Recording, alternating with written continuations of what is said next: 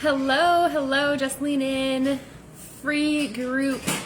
This is Jen. I'm the head coach and co-CEO here at Just Lean In. I'm actually, for a lot of you guys who may not know me, if you're not a client, or if you're not somebody who came in because you knew me and you joined because of that, I actually have been an online fitness coach for 9 years, like since before online coaching was a thing. I worked for a competition prep coaching company out here in the Northeast. I'm from Boston. As a coach, it was an amazing experience. So I was a staff coach. And then I was in private practice. I left that because I didn't want to get people that lean and ready for stage. I really wanted to help women get healthy. So I had a private practice for several years, I think maybe 4 years or so. 4 or 5, and then I joined Just Lean In earlier this year in February. So I am a certified personal trainer. I'm actually an elite trainer with ISSA. I am a fitness nutritionist with ISSA. I am a certified nutritional therapist with the I always forget the name with an academy out in the UK, which was actually life changing. That for me, that was just so profound what I learned. I'm also a precision nutrition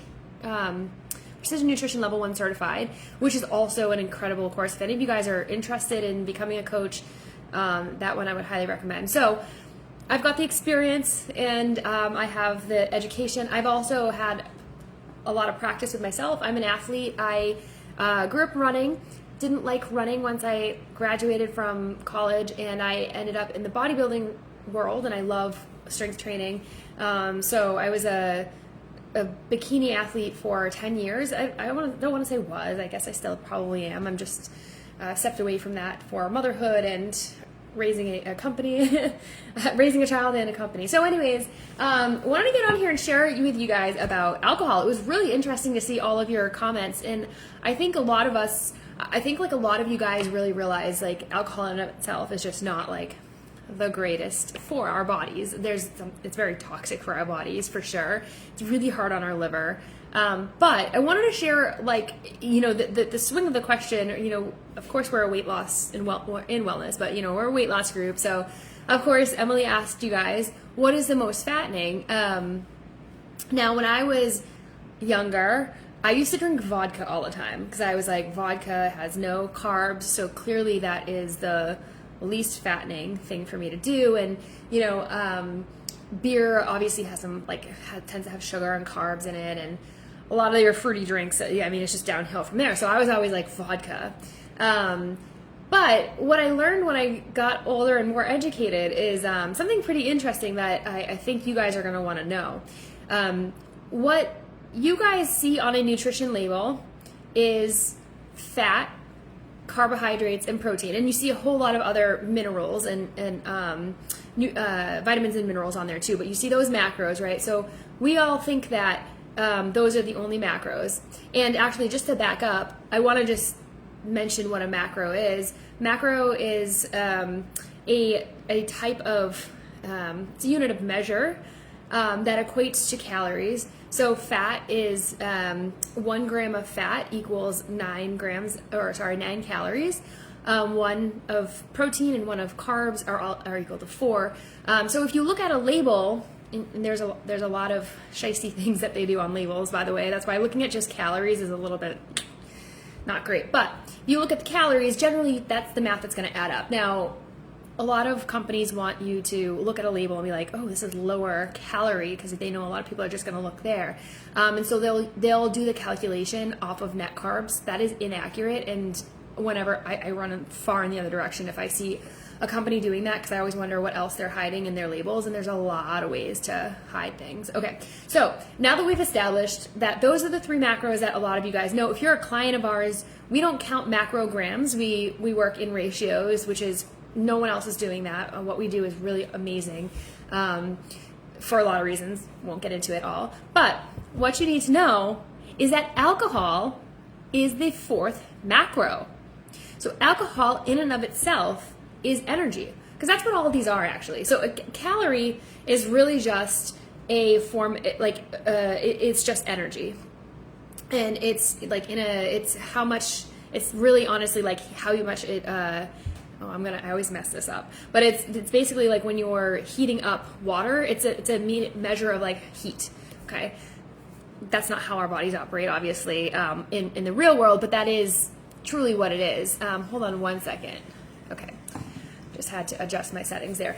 So that's truly what it is. And then, like I said, fat, carbs, and protein are like add up to calories because those are energy. Those are pieces of energy, and your body has different energy pathways. So if you put a fat, a carb, or a protein in your body's going to use it for energy. And it's going to use it for other things, but your body isn't going to just automatically store these things. Like your body's going to take it and put it through a process and use it for energy. Well, alcohol is a form of energy as well. Our bodies are going to process them. And in fact, our bodies have preferred energy pathways for different types of activities that we are doing, different metabolic processes. And also our bodies are extremely smart. And so what happens when you drink alcohol is the first thing that your body is going to take it or is going to burn. Generally, it's going to try to rid itself of the alcohol. Your liver is going to be working really hard, but any carbs, fat, or protein that you take in is probably going to digest a little bit slower because it's not going to necessarily just do the alcohol. It's not that. It's a little bit more complicated than that, but generally speaking, it's going to actually use those calories first. In fact, when you're drinking, I used to think when I was drinking vodka, I wasn't drinking any calories. I was like, oh, this is great. And I don't know, maybe you guys don't think that. Maybe you guys are savvier than I was at 25, 20, 21, whatever. But if you're not sure and you want to see something, I want you to Google search or pull a bottle of vodka off the shelf and look at the label, and you'll see there's 0 fat, 0 carbs, and 0 protein. However, there are calories. That is because alcohol is the fourth macro, and those calories are based on the alcohol. So, truly, no alcohol is not fattening, if you want to call it that. If you are in a position where you have a lot of weight to lose, I would highly recommend you avoid alcohol because it's going to add up. If you're drinking it a lot more. All that said, there's a lot of other things. You guys probably realize this too. Like, alcohol has a tendency to increase our appetite and decrease our satiety. Part of that is biological, but part of it also is just the social aspect of alcohol. So it's really important, honestly, if you have a big goal, if you have a huge weight loss goal, if you're brand new on our program, if you are getting ready for a competition, or if you really just want to feel your best all the time, I would highly recommend you just avoid it for the most part, or have if you're in that position. Now, if you are, you have some goals, but they're not as aggressive, maybe just 1 or 2 a week isn't gonna be the worst thing in the world. And I would say, a vodka drink with no added sugar, a couple glass, a glass of wine. Obviously, that if you can tolerate it. So some of these things are definitely better than others. I would definitely avoid the mudslides and things like that. But another thing I just wanted to put out there, so just another concept to talk to you guys about, and I don't talk to you guys at Just Lean In enough about this, so which is I feel bad, I really need to. But I've been doing several different nutrition talks, and I always want to root you guys in this thinking of nothing is good or bad, and I want you guys to know that I don't advocate for you saying alcohol is bad, and then you slip up and it's all downhill from there. Nothing is truly good or bad. I believe that nutrition and foods exist on a spectrum of, you can think of it like green, yellow, and red. Green are foods that are nutrient dense. They are, occur in their natural state, and they are very good for you. But not only that, they're generally those things, but they feel good when you eat them, and they digest well with you. So this is important because, you may be eating something that is really healthy, for me, avocado is technically healthy, but it doesn't digest well with me, and I'm not going to feel good. I'm going to be bloated, so I wouldn't want that. Doesn't go in my green category.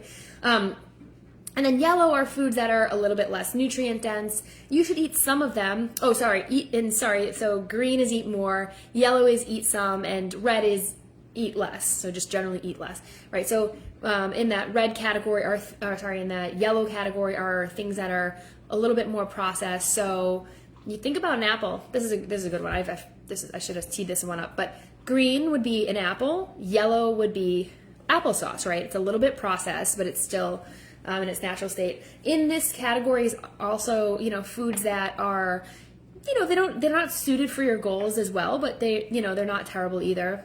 Oh, and in the green category, usually I have a slide in front of me, so sorry. In the green category are actually foods that are suited for your goal. So that's the other thing, is there may be a food that's actually pretty healthy. Like I'm going to say rice. Rice is not a bad food. I have strength training goals and I'm not trying to lose weight. So I have that grains in my diet. If you're trying to lose a lot of weight and you've tried everything and you have like 30, 40 more pounds, grains are probably not going to be great for you. So I wouldn't put that in that category, but for me, they would be. Okay. So then in the yellow category are foods that are not going to help you with your goals, but they're neutral. They're not going to hurt you either. Or foods that eaten in larger quantities are going to hurt your stomach or make you feel unwell. And then in the red category are foods that are nutritionally depleted. So, you take that apple juice honestly does not have, they fortify them, but it's really deplete of its fiber and its really core structure and nutrients and minerals, right? So that would be in that category. Or foods that are just generally going to make you unwell. I think of like artificial sweeteners in this category. You really should avoid them as best you can. Is it going to do you harm in small quantities? Probably not, but there are studies that show that in large quantities over time that can have really negative outcomes. The other thing I would put in that category are foods that even in small quantities are going to make you feel unwell. So think about somebody, if you guys might be that, excuse me, in this category, but if you are, if you're gluten intolerant or if you have celiac disease, even just a little bit of gluten can make you feel unwell. Or if you're lactose intolerant, just a little bit can make you feel not good. So in that spectrum, I would put alcohol in the red spectrum. Eat less. I would really try to avoid it as much as possible. And, again, if your goal is extreme weight loss, or, even honestly, like if you are in the 20 or 15 pound area and you're trying to put on muscle, it's just not a type of energy that is going to fuel your body well. It's not going to make you feel good. It's going to dehydrate you. It's going to make your body work really hard to get rid of it instead of using fat, protein, and carbohydrates. I don't care how many times you feel like they may have been villainized. They all have a really good used in the right quantities and in the right context, they all do have a purpose, and they actually are. None of them are bad. Alcohol it's not a good macro.